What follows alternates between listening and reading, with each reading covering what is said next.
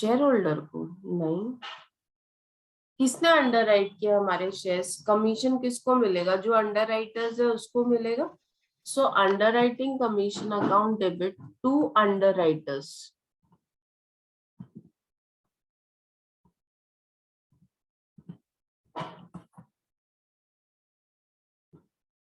अभी यहाँ पे अंडर राइटर्स से हमको पैसा लेना है, हमने उनको शेयर्स दिए।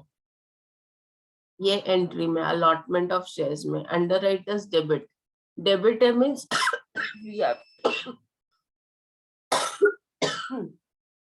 हमको उनसे पैसा लेना है। टू अंडर राइटर्स, यहाँ पे टू अंडर राइटर्स है मीन्स यहाँ पे देना है। Net amount will be received या पेड टू द अंडर राइटर्स। Both entry will be for, both entry will be for amount received from underwriters, amount received from underwriters। Underwriters से पैसा मिला। देखो अंडरराइटर्स ने शेयर्स खरीदे तो हमको उनसे पैसा लेना है, कमीशन का पैसा उनको देना है। ये अंडरराइटर्स डेबिट और ये अंडरराइटर्स क्रेडिट। इसको एडजस्ट करने के जो बैलेंस अमाउंट होगा वो हम रिसीव करेंगे अंडरराइटर्स से। So what would be the entry for amount received?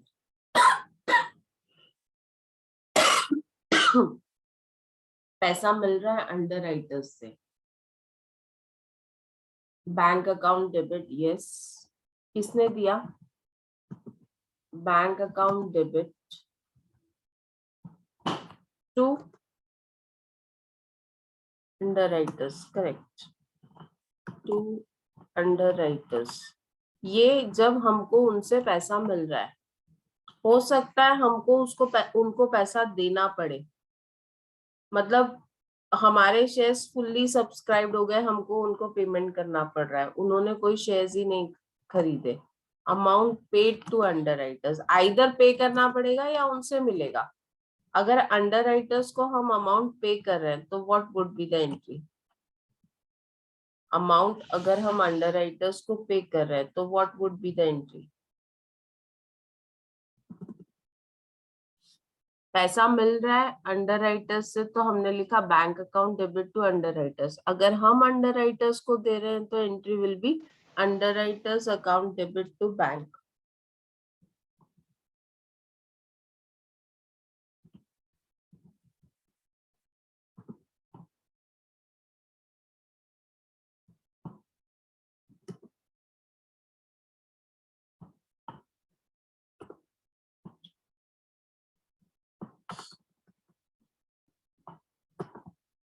To bank account. So ये 5 एंट्रीज होती है नॉर्मली अंडरराइटिंग के केस में। पहली एंट्री होती है एप्लीकेशन मनी रिसीव की। First entry is for application money receive. Application money receive की एंट्री क्या होगी? ये एप्लीकेशन मनी हमको किससे मिल रहा है? पब्लिक से। इसमें अंडरराइटर का कोई रोल नहीं है। ये फर्स्ट जितना एप्लीकेशन मनी हमको अंडरराइटर से मिला वो। सो अगर एप्लीकेशन मनी हमको एप्लीकेशन मनी अगर हमको पब्लिक से मिल रहा है तो entry is very simple, bank account debit to share application account. Allotment of shares to underwriters as well as public. पैसा मिलने के बाद हम शेयर्स अलॉट करते हैं। We allot shares to underwriters as well as public. Underwriters को shares allot किया तो underwriters account debit, share application account debit to share capital to securities premium. We have been allotting shares. Underwriters को भी दिया और public को भी दिया, तो shares दिया तो to share capital। अगर वो shares हम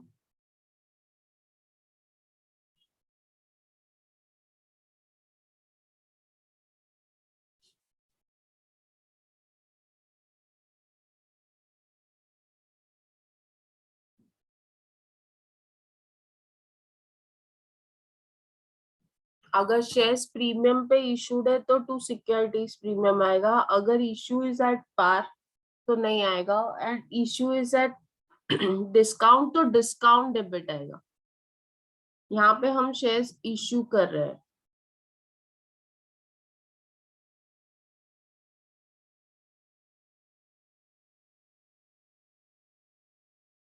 is that clear? So here we are issuing shares to underwriters as well as to public. Underwriters को दे रहे हैं तो underwriters account debit, share application account debit to share capital to securities premium. For underwriting commission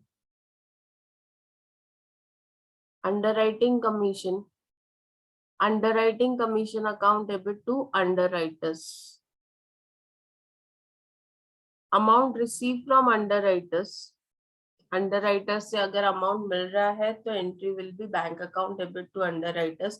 अगर हम underwriters को pay कर रहे हैं तो entry will be underwriters account debit to bank. Done with the entries. लिख लिया आप लोगों ने? Yes, no?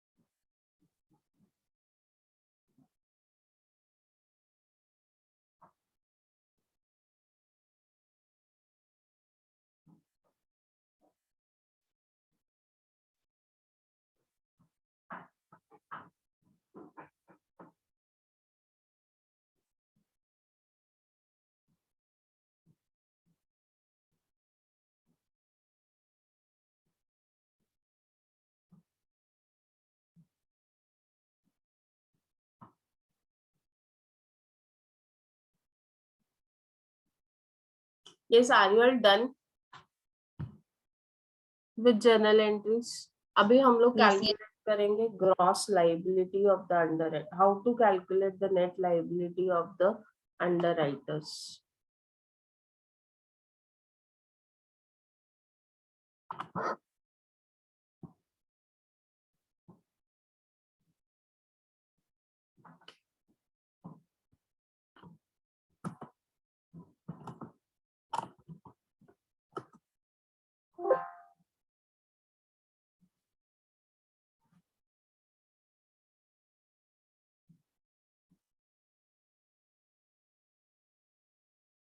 नाउ यहाँ पे हमारा फर्स्ट कंडीशन ये है कि हमने सारे शेयर्स अंडर राइट किए, ठीक है, it is fully under written.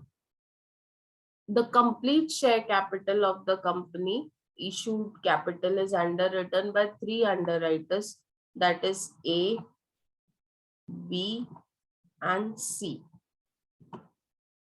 हमने पूरा इशू क्या किया है? अंडरराइट किया है between A, B and C.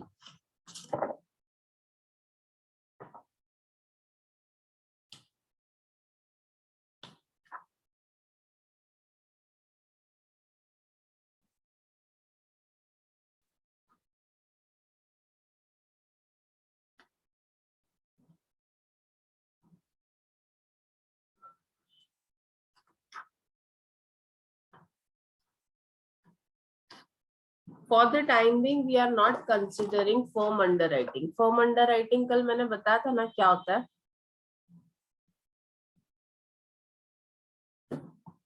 Particulars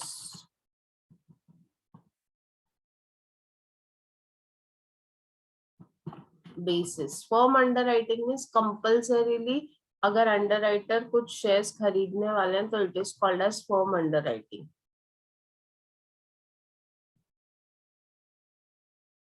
Are you able to see my screen?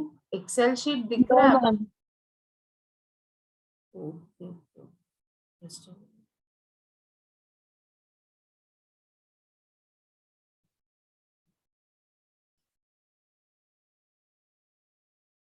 Now, are you able to see Excel sheet? Yes, ma'am. Now we are actually calculating. हम लोग क्या calculate कर रहे हैं? We are calculating calculation of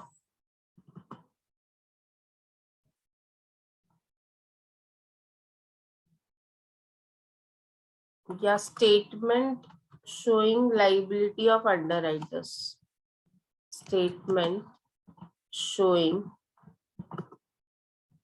liability of underwriters.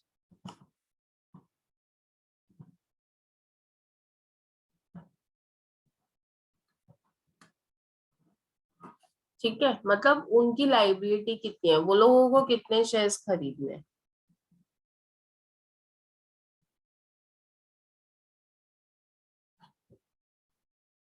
सबसे पहले उसमें लेते हैं हम लोग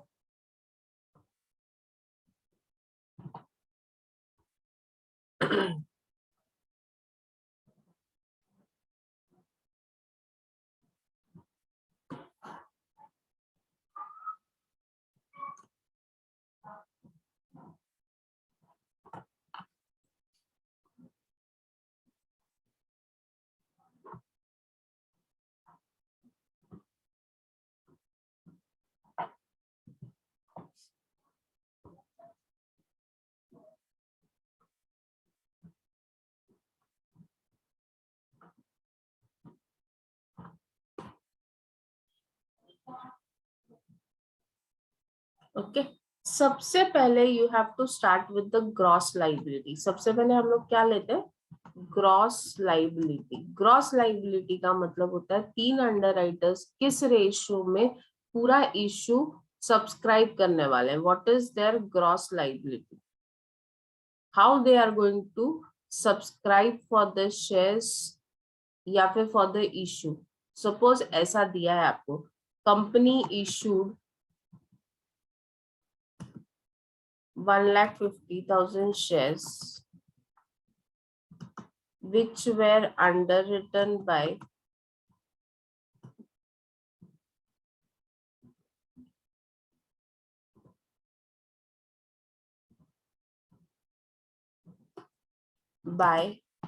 A, B and C equally।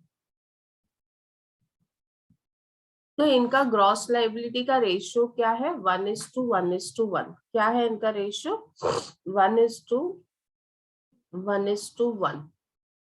सो यहाँ पे ये ग्रॉस लाइबिलिटी का रेशियो आपके प्रॉब्लम में दिया होगा, उस रेशियो में आपको टोटल इश्यू को डिवाइड करना है और ABC की ग्रॉस लाइबिलिटी डिवाइड निकालनी है। अभी 1,50,000 कंपनी ने शेयर्स इश्यू किए, उसको ABC में हमको इक्वली डिवाइड करना है। इक्वली डिवाइड करना है मतलब 50,000 50,000 50,000 आएगा। समझ में आया, यस नो, हाँ या ना। बी, फिर हम माइनस करेंगे marked application. What is marked application, कल मैंने आप लोग को बताया था मार्क्ड एप्लीकेशन क्या होता है। मार्क्ड एप्लीकेशन आपको प्रॉब्लम में दिया रहता है, it is normally given in the problem. What do you mean by marked application? Marked application means all the application form which are received marked with the name of the underwriters, जिस पे underwriter का stamp लगा हुआ है, that are called as marked application। कल बताया था ना, yes। Now ग्रॉस लाइबिलिटी में मार्क्स एप्लीकेशन माइनस करोगे तो you'll get बैलेंस।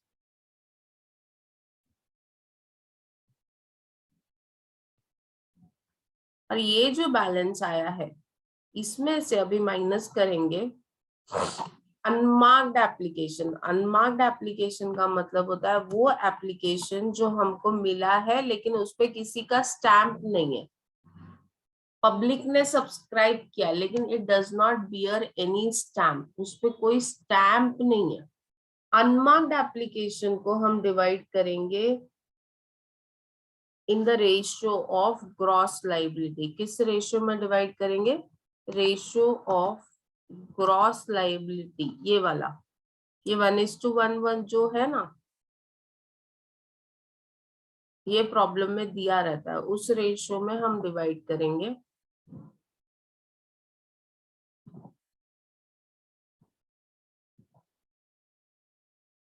जो भी अनमार्क्ड एप्लीकेशन है, मार्क्ड एप्लीकेशन मतलब जिसपे अंडरराइटर्स का स्टैंप है, जो एप्लीकेशन कंपनी को मिला अंडरराइटर के स्टैंप के साथ, उसको बोलते हैं मार्क्ड एप्लीकेशन। जिसपे अंडरराइटर का स्टैंप नहीं होता है उसको बोलते हैं अनमार्क्ड एप्लीकेशन। फिर ये बैलेंस आया, आपको हर बार बैलेंस निकालने की जरूरत नहीं है, डायरेक्टली मार्क्ड और अनमार्क्ड माइनस करके एक बार बैलेंस निकालोगे तो भी चलेगा, then also it will do. अब इसमें से माइनस करेंगे फॉर्म अंडरराइटिंग। फॉर्म अंडरराइटिंग का मतलब होता है वो शेयर्स जो अंडरराइटर्स ने एग्री किया है कि कंपल्सरीली वो खरीदने वाले हैं। क्या माइनस करोगे? Firm underwriting. फर्म अंडरराइटिंग मतलब क्या होता है कि जो उन्होंने बोला नहीं ये इतने शेयर्स तो हम खरीदेंगे ही खरीदेंगे, मतलब we also want our holding in the company. तो भले अगर पब्लिक सब्सक्राइब करती है, सारे शेयर्स बिक भी जाते हैं, तो भी हमको कम से कम मिनिमम इतने शेयर्स चाहिए। So this firm underwriting will also be deducted. उसका रेशियो एक्चुअल लेते हैं, कभी उसको ग्रॉस लाइबिलिटी के बेसिस पे डिवाइड करते हैं, that depends on the situation, benefit is given to underwriter और नॉट। फिलहाल इतना याद रखो कि फर्म अंडरराइटिंग माइनस करना है, ठीक है। ये जो बैलेंस आएगा,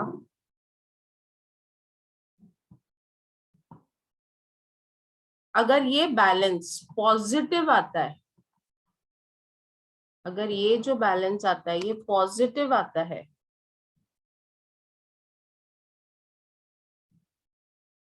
तो ये नेट लाइबिलिटी है।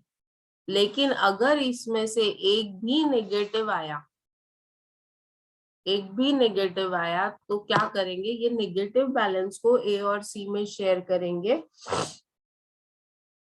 In the ratio of gross liability, ठीक है। Any negative balance will be shared by remaining underwriters. UW stands for underwriters, okay? वो हम लोग दूसरे अंडरराइटर्स को दे देंगे, माइनस कर देंगे मतलब।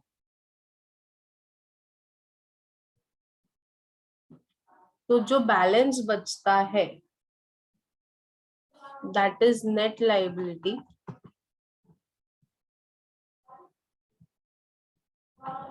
और इस नेट लाइबिलिटी में हम ऐड करेंगे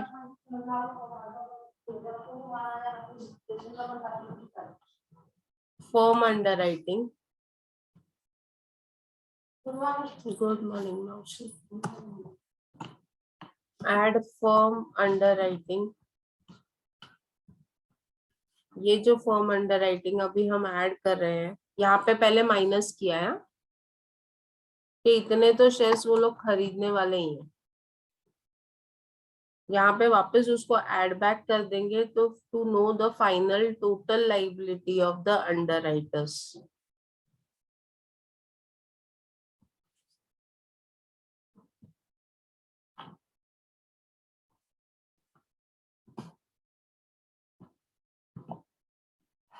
This is the total liability of underwriters. मैं वापस एक्सप्लेन कर रही हूँ, अभी ध्यान दो।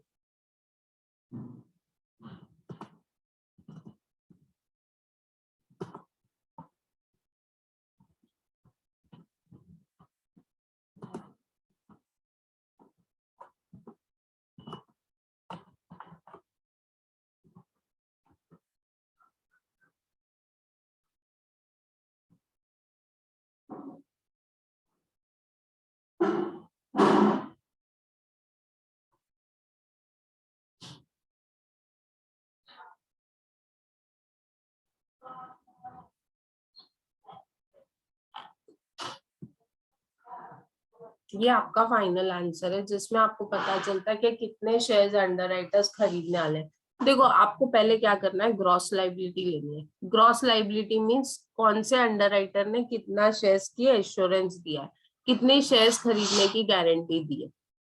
दिस इज ग्रॉस लाइबिलिटी, मतलब ये लोग इतने इतने शेयर्स खरीदने वाले थे कंपनी के। अगर पब्लिक 0 शेयर्स खरीदती तो उसमें से फिर माइनस करेंगे दो चीजें, marked application and unmarked application. Will deduct two things, one is marked application and other one is unmarked application. What do you mean by marked application and what do you mean by unmarked application?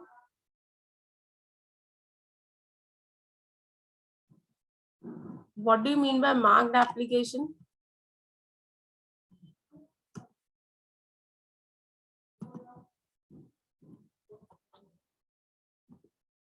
Yes, marked application means वो application जिसपे underwriters का stamp लगा है। And unmarked application का मतलब होता है वो एप्लीकेशन जिसपे शेयर होल्डर का सॉरी जिसपे अंडरराइटर का स्टैंप नहीं लगा है। देखो एक होता है जो पब्लिक डायरेक्टली खरीदती है विदाउट अंडरराइटर्स, जो डायरेक्टली खरीदती है उसको बोलते हैं अनमार्क्ड, और जो अंडरराइटर के थ्रू खरीदती है उसको बोलते हैं मार्क्ड एप्लीकेशन। ये दोनों मार्क माइनस करोगे तो एक बैलेंस आएगा। अनमार्क्ड एप्लीकेशन को डिवाइड करते हैं अंडरराइटर्स के बीच में in the ratio of gross liability. किस रेशियो में डिवाइड करना है? Ratio of gross liability. फिर उसमें से माइनस करेंगे फर्म अंडरराइटिंग। ये जो फर्म अंडरराइटिंग है काफी बार एक्चुअल लेते हैं या फिर उसको डिवाइड करते हैं in the basis of gross liability. या तो एक्चुअल लेते हैं या तो ग्रॉस लाइबिलिटी के बेसिस पे डिवाइड करते हैं।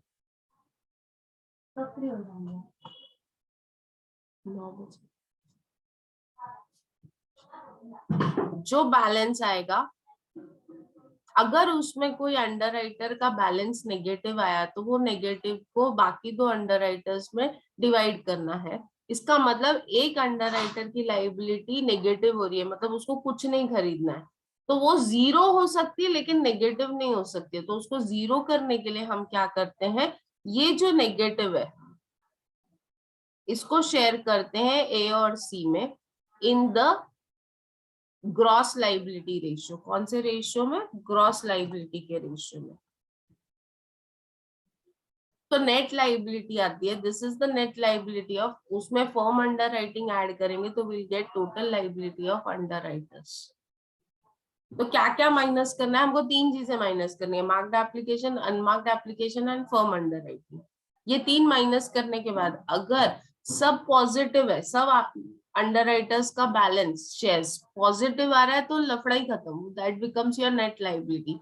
लेकिन अगर किसी भी अंडरराइटर के शेयर्स नेगेटिव हो गए, नेगेटिव हो गए मतलब उसको कुछ खरीदना नहीं है, तो वो नेगेटिव बैलेंस को हमको शेयर करना पड़ेगा बाकी अंडरराइटर्स में इन ग्रॉस लाइबिलिटी रेशियो।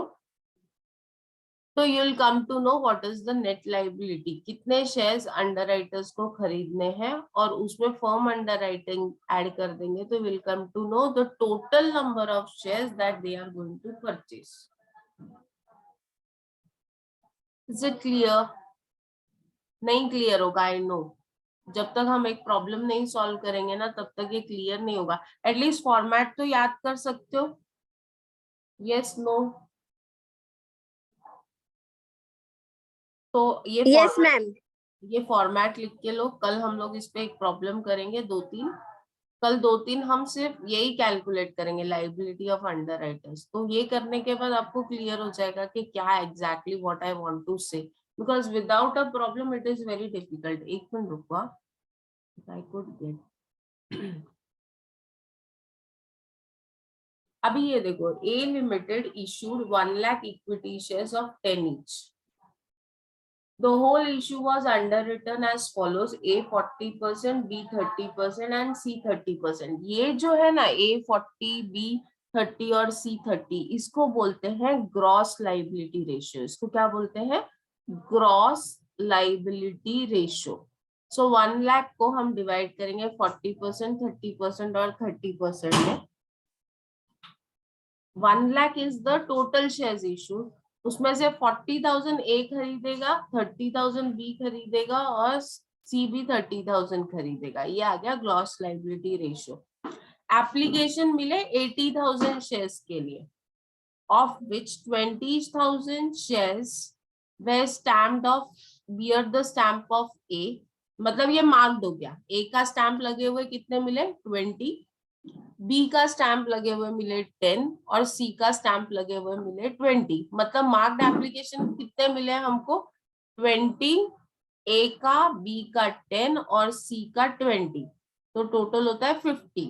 80 में से 50 मार्क्ड माइनस किए तो अनमार्क्ड कितने बचे, अनमार्क्ड कितने बचे 80 एप्लीकेशन, 80,000 शेयर्स के लिए आपको एप्लीकेशन मिला, उसमें से मार्क्ड कितना है, उसमें से मार्क्ड कितना है 20 ए का माइनस करोगे, 10 बी का माइनस करोगे और सी का 20 माइनस करोगे, तो जो बच गया वो सब क्या है अनमार्क्ड एप्लीकेशन। अनमार्क्ड एप्लीकेशन को ग्रॉस लायबिलिटी के रेशियो में डिवाइड करोगे, दैट इज 40-30-30 के रेशियो में, तो you will come to know what is the liability of the shareholders. ये देखो मैं यही फॉर्मेट लिखती हूँ, इसमें फॉर्म अंडर राइटिंग नहीं है, मैं यहीं पे ले लेती हूँ। ठीक है, कौन है ABC,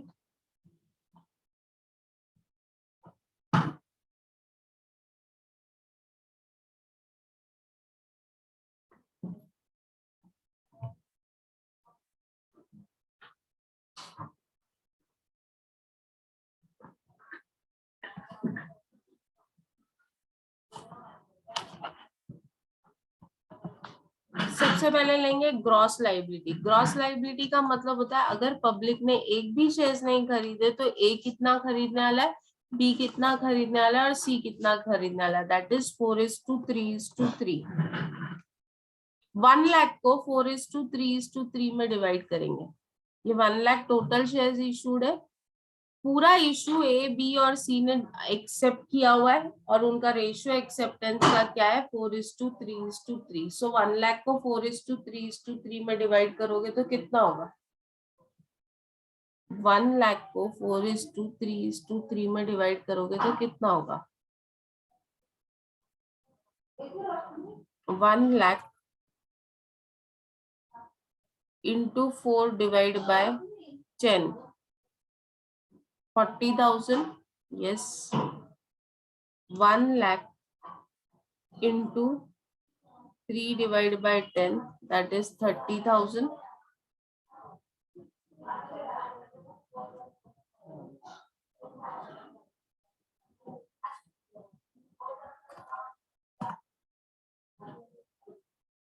तो इतने शेयर्स इन्होंने अंडरराइट किए, मतलब इतने शेयर्स ये परचेज करने के लिए रेडी है अगर पब्लिक ने कुछ नहीं खरीदा तो। अभी इसमें से माइनस करेंगे marked application.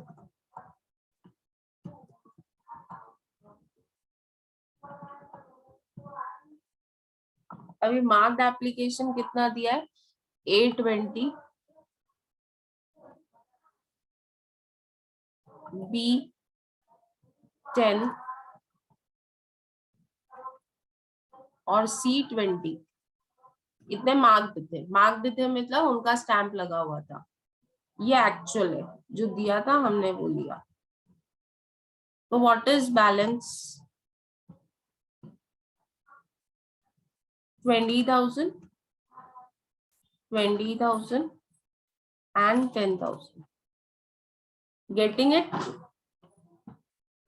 Yes, no? Yes ma'am. यहाँ तक किसी को कोई डाउट आया? मतलब अभी ये 20,000, 20,000 और 10,000 अभी बैलेंस है, टोटल एप्लीकेशन मिला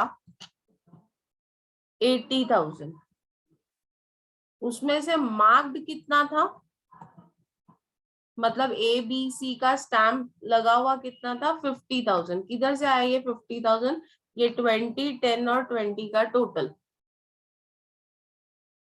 तो अनमार्क्ड कितना है, मतलब जिसपे स्टैंप था ही नहीं, ऐसे कितने एप्लीकेशन है 30,000। मतलब ये भी एप्लीकेशन हमको मिला तो सही ना, तो इसको माइनस करेंगे, less unmarked application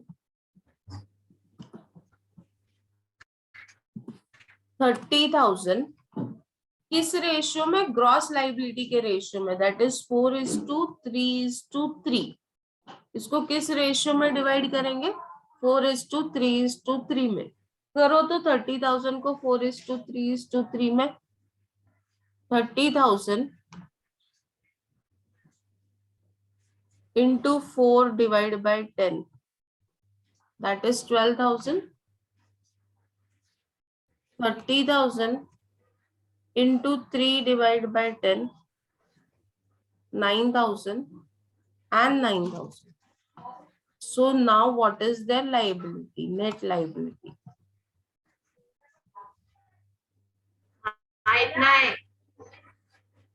8,000, 11,000 and 1,000. Total कितना होता है जरा करो तो, यहाँ पे एक टोटल का कॉलम बना ही देते हैं। ये 1 लाख था टोटल, ये था 50,000,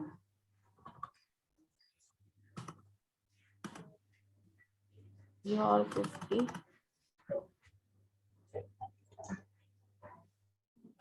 30 and this is 20. देखो टोटल 1 लाख हमने, कंपनी ने शेयर्स इश्यू किए। 1 लाख में से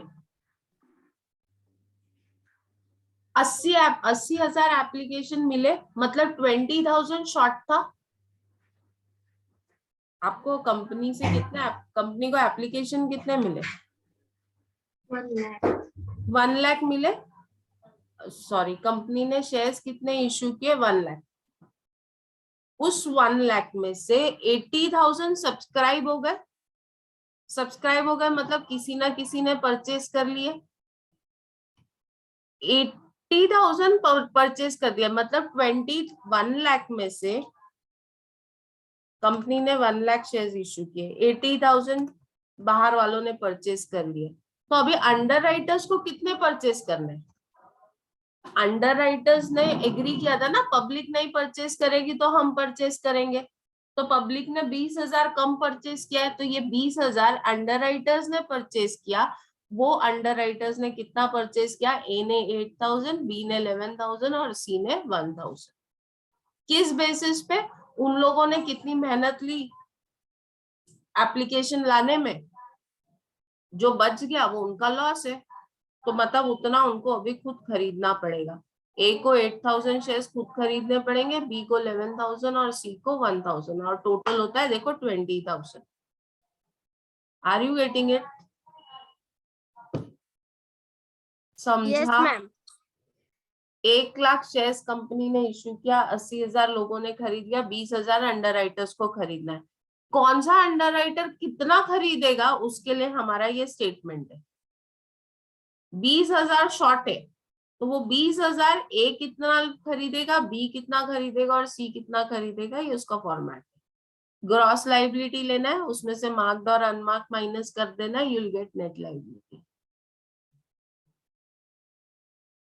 ओके, गॉट इट?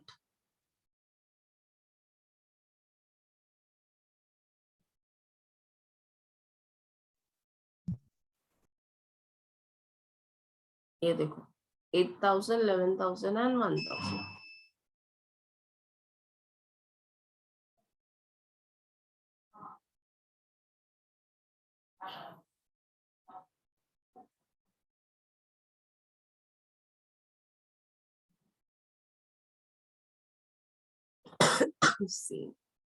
ये जर्नल एंट्रीज जो हम कल करेंगे। So is it clear to you all? Yes, no? आज मैं Yes, ma'am.